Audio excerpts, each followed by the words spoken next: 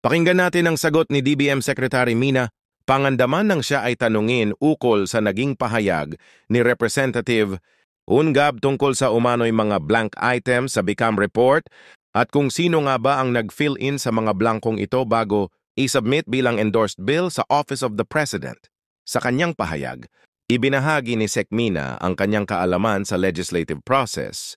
Bilang dating empleyado ng Senado, nagsimula bilang researcher hanggang sa umangat bilang Chief of Staff ni late Senate President Edgardo J. Angara at naging dating katrabaho ni Senator Loren Legarda sa Senate Committee on Finance. Niliwanag ni Secretary Mina na ang BICAM Committee ay binubuo ng mga technical working groups mula sa House of Representatives at Senate of the Philippines.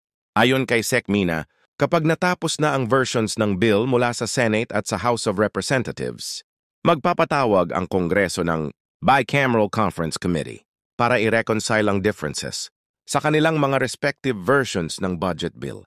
Magkaiba kasi madalas ang bersyon ng mababang kapulungan sa bersyon ng Senado. Ire-report ng House Committee on Appropriations, Chair at ng Senate Committee on Finance, Chair ang mga probisyon na kailangan nilang pag-agrihan sa mga pinasa nilang versions ng bill. Pagkatapos po nilang mag-discuss, magkasundo at maratify ang bill, babalik po sila sa kanilang mga technical staff na siya namang magpapolish at magre-rewrite ng final bill with all the agreements. In fact, ayon kay Secretary Mina, kagaya ng iba pang batas, manipis lamang ang ipinapasa sa floor kapag ang Kongreso ay nagra-ratify ng bill, sa kadahilanang ang nakalagay lamang po doon ay ang mga napagkasunduan lamang nila. Ang mga items naman na walang pang detalye ay ibabalik sa technical working group at staff, na siya namang magsusulat ng maayos ng magiging enrolled version ng bill. Yung enrolled version ng bill ang siya namang ipinapasa ng Kongreso sa Office of the President. Ang enrolled bill po na ito ay pirmado ng Speaker of the House of Representatives at Senate President with their respective Secretary Generals. Yun pong enrolled bill na yon at hindi ang draft BICAM report ang makakarating sa Office of the President. Kaya naman paglilinaw ni Sec Mina, yung mga sinasabi nilang blanco sa BICAM report, bitam lamang din ang makakapuno. Sana po ay malinaw ito. Opening the floors for questions. Maricel Halili, News 5. Magandang umaga po. Secretary Amina, pakilinaw lang po yung naging pahayag ni Representative Ungab na merong mga blank items doon sa BICAM report. Sino po yung nag-fill in nitong mga blanks na ito bago siya na submit bilang endorsed bill? Yung kayo na rin po nagsabi, it's the BICAM report po. So may technical working group po yan from the House of Representatives and the Senate of the Philippines. So siguro we can just go back a little lang on the budget process or the legislative process. Siguro I can share a little bit because it came from the Senate po. I was a young staffer from back then. So pag napasa na po yung batas from the Senate and the House, magbabaycam sila. So ang i-report po sa floor at ang i-ratify ng floor yung mga napagkasunduan nung dalawang houses. Kasi minsan po magkaiba ang version nila. So ang i-report po nung chairman ng appropriation at saka chairman ng finance na ipapasa nung dalawa yung agreements nila doon sa mga provisions ng pinasa nilang bill. So yun po yung BICAM.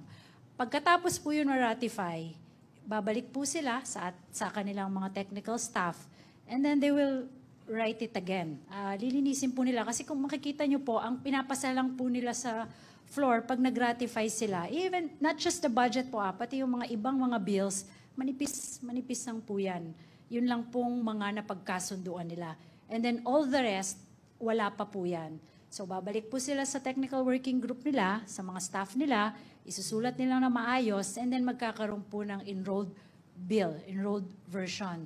Yung enrolled version po, yun po yung pinapasa sa Office of the President na pirmado po ng Speaker of the House at saka yung officer po niya, Senate at saka yung Sec-Gens po nila. So yun po yung makakarating sa Office of the President.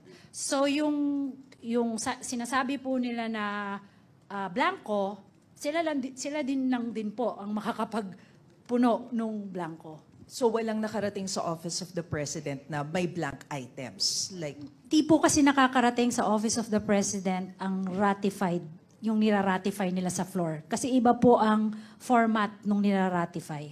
and another clarification, Secretary, kasi sabi nga ni Presidente suboptimal yung description niya doon sa 2025 national budget. So nagkaroon ng adjustments like dun sa press conference si Secretary Remulla, he said na merong mga additional na intelligence funds sa DILG, so kailangan i-transfer dun sa ibang mga programs. How does it work? Paano po yung magiging sistema nun? Paano yung magiging proseso ng pagta-transfer? Meron po tayong tatlong mechanism on kung paano po natin pwedeng ma-prioritize yung mga programa po na hindi na naisama sa General Appropriations Act. You have to remember that we have the President's budget. Ito po yung ginawa po ng Cabinet together with the President. Ito po yung pinasa natin sa Kongreso. Ito po yung National Expenditure Program or the President's budget. May mga nakalagay po doon. It's consistent with our Philippine Development Plan, consistent with our socio-economic framework, consistent with the respective roadmaps of the different departments. So, nasa Constitution po na ipapasa po yan ibibigay po yan sa Kongreso, tapos sila po ang magbibigay sa atin ng go signal kung ano po yung gusto nilang ilagay doon sa General Appropriations Act. Ngayon, nung lumabas po siya, of course, nagkaroon po ng mga amendments yung ating mga nasa lehislatura. Some of it are not yet first shovel-ready and not consistent or hindi po siya priority ng mga department heads and secretary and the administration. So may tatlong mechanism lang po yan na pwede gawin. Hindi po natin pwedeng basta-bastang ibalik yan dahil bawal po sa atin yan. First, kung ano po yung existing na mga programa mo, may mga line items ka dyan, kung hindi mo po siya magagamit or nagkaroon ka ng savings, may different reasons po for savings, pinabid mo, mas mura yung lumabas nung pinabid mo. Pangalawa, ayaw mo na yung proyekto, ina-abandon mo na, I think hindi mo na siya priority. Yun po, pwede po tayo mag-augment, use of savings and augmentation. Ang process po niyan is that i-request po yan ng ahensya and it goes to the Office of the President for approval. Ang second po is use of unprogrammed appropriations. Of course, yung UA po, there are triggers po na ginagamit dyan para po para po magamit natin yung UA. Kailangan po meron tayong excess revenues certified by the Bureau of Treasury. So yun po, augmentation, savings, and UA. And yung last po is yung another fund po, yung use of contingent fund ng ating presidente. Ito po, mga new projects and urgent projects, pwede pong i-requesto ng mga department heads natin. Of course, we will ask for necessary documentation. Again, Office of the President lang din po ang mag-approve ng contingent fund. Yung tatlo lang po yon ang pwede natin gamitin. Salamat po. Kay ES lang po. Sir, may we have your reaction doon sa sinabi ni Representative Ungab na plano niyang dalhin sa Supreme Court itong usapin ng GAA? Hindi ko mapipigilan si Congressman Ungab at saka yung mga similarly minded people who would want to put up a challenge. Ang problema natin dyan is hindi kami ang mananagot dyan kung mayroong mang pagkukulang sa bagay na yan dahil BICAM report yan eh. Wala kaming kinalaman sa BICAM report. Ang may kinalaman lang kami yung finished product na pinapirmahan sa presidente. Hindi yung blank check. Next question, Pia Gutierrez, ABS-CBN. Kay Secretary Pangandaman, meron pong criticisms on the modifications na ginagawa ng OP on the budget. Could you please explain to us yung legal basis po nitong mga adjustments na ito? Kasi like for example, tinatanong po ng ibang mga congressmen, can the President actually declare savings at the start of the year? Di naman po, kasi savings nga po. So, nasan ba yung listahan ko kanina? Meron pong mga specific rules and regulations, may budgeting rules and guidelines po tayong sinusunod. Karamihan po doon ay nakalagay sa General Appropriations Act natin. Hindi ko lang memorize yung mga sections. Baka meron kayo dyan. Ano yung mga sections na kailangan? So yun, we follow that. Hindi po kami pwedeng magbalik. Again, hindi po pwedeng magbalik kami ng mga projects and programs na nawala sa GAA. Kailangan po nandoon siya. And may rules po yung tatlong sinabi kong mechanism. May general provisions po tayo for the use of savings, augmentation, and the use of unprogrammed appropriations, and the use of contingent fund. I can provide po the details and the specific general and specific provisions. Yo, what's up mga tropa pips? So napanood nyo naman po dyan yung paliwanag ni Secretary Amina Pangandaman, ang nag-iisang Muslim na gabinete o miyembro ng gabinete ni PBBM. Ngayon po, ito po kasi yung siste dito eh. Hindi po matigil-tigil itong mga DDFs. Talagang pinagdidiinan po nila hanggang ngayon. Na talagang ito daw pong BICAM report ay may anomalya, questionable, anomalous, at marami daw pong nagpapatunay na may blanco daw po ito. Ang tanong, kahit na may blanco ba yung BICAM report, mayroon bang nangyaring anomalya? Mayroon bang nangyaring nakawan? Or mayroon bang nawalang pondo na hindi maipaliwanag kung saan ito napunta? Wala po. Wala pong ganon. At ito pong issue ng BICAM report na ito, soplak na sa totoo lang. Kasi po, saan ka nakakita na pinirmahan po ang budget 2025 ng ating Pangulong Bongbong Marcos? Tapos, ang kino-question nila ay yung BICAM report. Nagsimula po kasi ang lahat ng ito sa fake news nitong si Representative Ungab dahil sa kagustuhan po niya na sumipsip kay Digong. Pinahamak niya to. Bakit? Kasi ang ipinilabas nga ni Ungab ay ang unconfirmed BICAM report. Yun yung may blank. Totoo may blank yung BICAM report. Bakit? Kasi report pa lang yun. Pinirmahan pero hindi pa iyon ang final budget for 2025. Hindi iyon ang GAA or General Appropriations Act or hindi po iyon ang General Appropriations Bill. Hindi po iyon ang batas na pinirmahan ni PBBM. Hindi po iyon. Ngayon, mayroong mga nagsasabi na nakita daw nila meron daw pong blanco. Bakit noong panahon na ito ay mainit na dinedeliberate ng BICAM, bakit hindi po kayo nagsalita? Diba? Si Raul Manuel, may mga ibang mga kongresista, may mga senador, sinasabi nila meron daw pong blanco. Si Amy Marcos, sinabi niya may blanco. Bakit hindi ka kumuda? Diba noong una pa lang at pinigilan mo ang pagpirma ng GAA. Ibig sabihin, alam mo na tama yan. Tama ang GAA. Walang mali sa GAA. Ang kinwestiyon ni Digong ay ang buong budget ng 2025. Pinake news siya ni Ungab. Siyempre, ikaw ba naman pakita ka? Uy, Digong, check mo to. Naku, ang daming blanco ng budget ng 2025. Saan galing yan? Di ba siya ang nag-leak kay Digong? Ngayon si Digong, BICAM report, alam niya yun. Kung ano ang BICAM report. Alam niya ang GAA, alam niya ang GAB. Na fake news siya. Ngayon, after natin na makita ang mga napakatindi ng pagbabatikos sa 2025 budget, makikita natin ng isang panelo sinasabi. Hindi ka pwedeng parusahan si Digong diyan.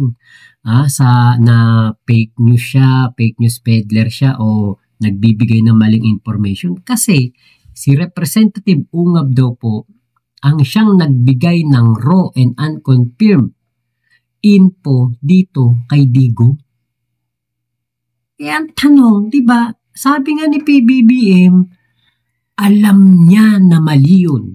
Alam niya na kasinungalingan yun dahil never sa kasaysayan ng Pilipinas na nagkaroon po ng blanco sa budget ng isang presidente. 2025 or sa GAA or sa GAB. Yung BICAM report, pwede daw po yun na may blanco. Kasi nga po, pag-uusapan pa yun kung ano po ang mga revision. Hindi po yan ang pinirmahan ni PBBM, hindi po yan yung final budget. Ngayon, tinatanong ni Jay Sonsa, sino daw ang nag-fill in the blanks? Napakasama daw dahil may nag-fill in the blanks. Ngayon, ang tanong, sino nga ba talaga ang nag-fill in the blanks niyan? Alangan naman ng Malacanang ang mag-fill in the blanks niyan. Diba hindi po? Ang mag-fill in the blanks niyan ay yun ding nandoon sa mga BICAM na ang mga tao na magde-deliberate, sila ang mga mag-uusap-usap kung ano ang mga gagawin na revisyon doon sa budget na hindi nila napagkakasunduan. Pero malinaw na malinaw po, ang GAA, wala pong blanco. Hindi katulad ng sinabi ni Digong na unconstitutional daw ito daw ay mali at ito daw po ay invalid. Kukwestiyonin pa nila hanggang sa Korte Suprema. Pero hindi po yan magtatagumpay kasi nga po malinis na malinis ang 2025 budget. Ang marumi ay sila Digong dahil gusto nila nasirain ang ating Pangulong Bongbong Marcos. Sino ba ang binanatan nila? Noong inilabas nila yung fake news na yan, si PBBM. Napakaraming DDEBs ang nagsabi niyan. Binanatan nila ng binanatan si BBM. Pero dapat ang binanatan nila ay walang iba kundi ang mga excuse me po, ay yung nandoon sa BICAM report. Yung gumawa ng BICAM, mga senador at mga kongresista. Diba? Ito ang solusyon dyan. Next BICAM, baka pwede, i-live nyo na po. Gawin nyo na live. Diba para kapag habang nagde-deliberate kayo, may mga taong nakikinig, may nakikita ng taong bayan ang ginagawa nyo kasi napaka-importante nito. Budget ito ng ating bansa. Ngayon, ito po kasi ang siste. Anomalous daw yung 2025 budget, sabi ni Digong, unconstitutional. Ang tanong, may nanakaw ba? May nawala ba? Wala po. Yung pong budget na yun, nandoon pa po sa DBM. Hindi pa po yan na ilalabas. Nandun pa po. Pero bakit ngaw-ngaw ng ngaw-ngaw itong mga taong to? Diba? For the sake of masiraan si PBBM at maging relevant sila, makagawa ng issue at ipakalat sa mga DDEBs na meron pong anomalya sa 2025 budget, yan po ang naging solusyon ni Digong. Kaya lang, fake news. Ngayon, paano ito ipapaliwanag ni Jun Abines? Kasi sabi ni Jun Abines, the greatest robbery caught on camera.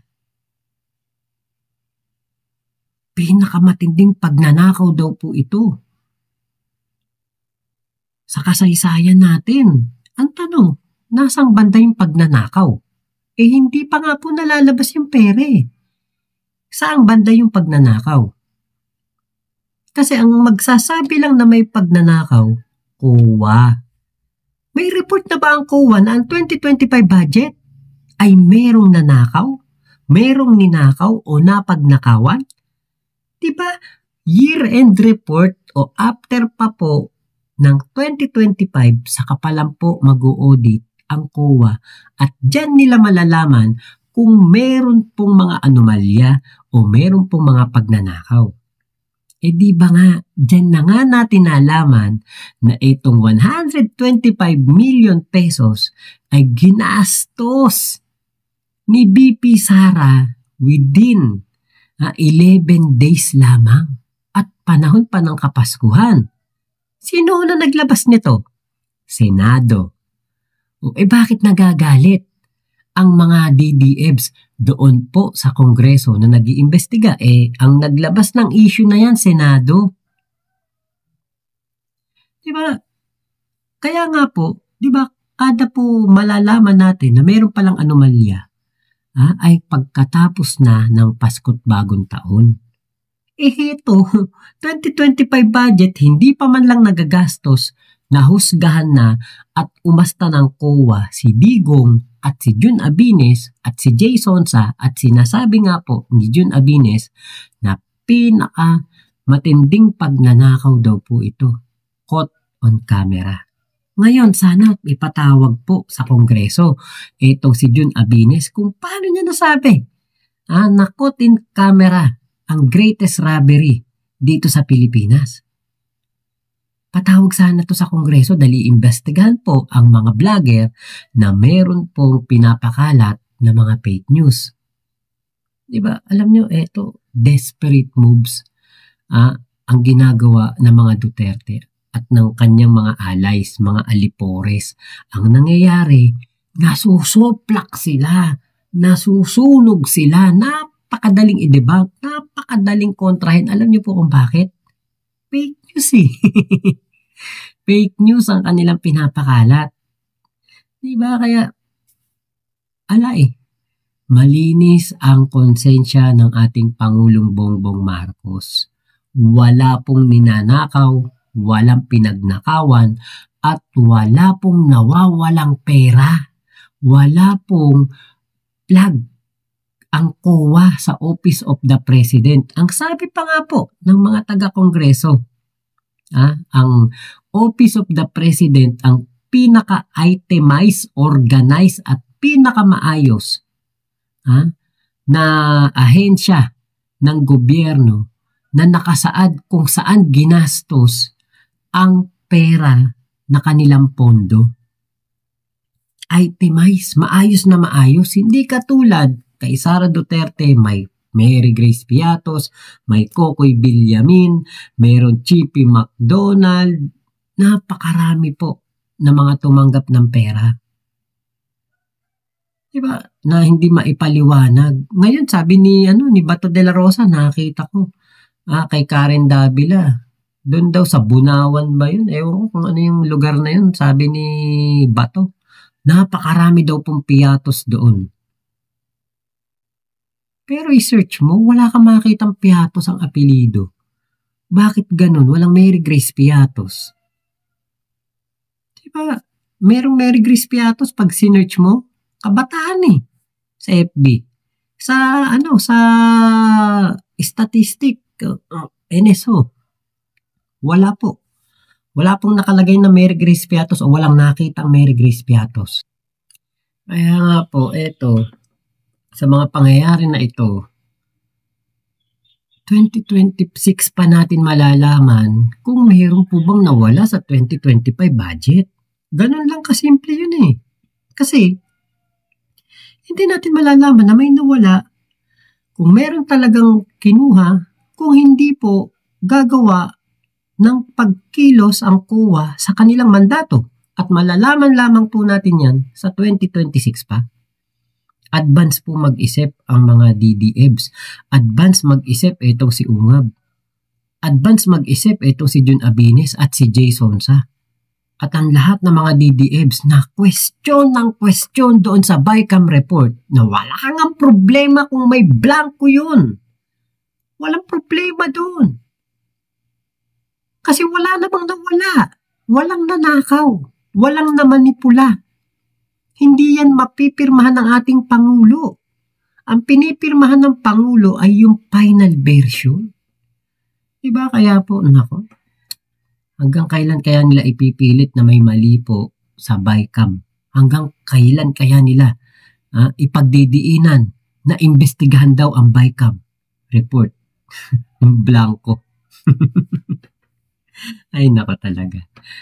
Basta talaga DDMs, ang hirap pong paliwanagan, mga iingot-ingot, di ba? Mga proseso, o yung mga pagdadaanan ng budget. Alam mo yung nilalaktawan nila yung mga proseso, tapos huhusgahan na kagad nila may mali, anomalya, pagnanakaw, unconstitutional, invalid. Pupunta pa ng Korte Suprema. Aabalayan pa yung mga nagtatrabaho sa Korte Suprema. Diba? At ipapauna pa nilang paimbestigahan yung BICAM report na yan. Ay, nako talaga. Ngayon, si Panelo. Sabi ni Panelo, hindi ka. Si Ungab lang yung dapat na dyan, hindi si Digong. Kasi si Digong nagbigay lang ng interpretasyon anong naaayon sa batas doon sa sinasabi ni Ungab. Palusot.com. Diba? Ay, nako talaga. So, yun lang po. Abangan natin ang update dito sa issue na ito. Shoutout, syempre, kay Goddess Hope Libiran, kay Ma'am Amina Pangandaman. Ang gagaling nitong mga tao na ito. Wala tayong masabi. Alam nyo, sila talaga yung kahit na dating nagtrabaho sila sa panahon ni Digong, undersecretary yan, si Pangandaman, sa DBM din siya, parang secretary to the secretary, tapos etong si Goddess Hope Libiran, di ba, tauhan din dati ni Digong yan. Bilib na bilib nga mga DDFs dyan kapag may sinosoplak yan si Goddess Hope Libiran. Ngayon, sinoplak niya ang mga DDFs. Di ba, nagtatrabaho yung mga yan na maayos. Alam nila kung ano ang tama at mali. Alam nila na walang ginagawang mali ang Pangulo. Pero pinagdidiinan nitong mga DDFs, may mali na ginagawa ang ating Pangulong Bongbong Marcos. So, abangan natin ang update po dito at ang mga pagsoplak pa sa darating na mga araw. Ingat po kayo. Nasaan mang panig kayo ng mundo, huwag po kayo maniniwala sa fake news. Ingat po kayo. Momo chup chup. Love you. God bless us all, Pilipinas. God first. Happy Sunday. Happy weekend.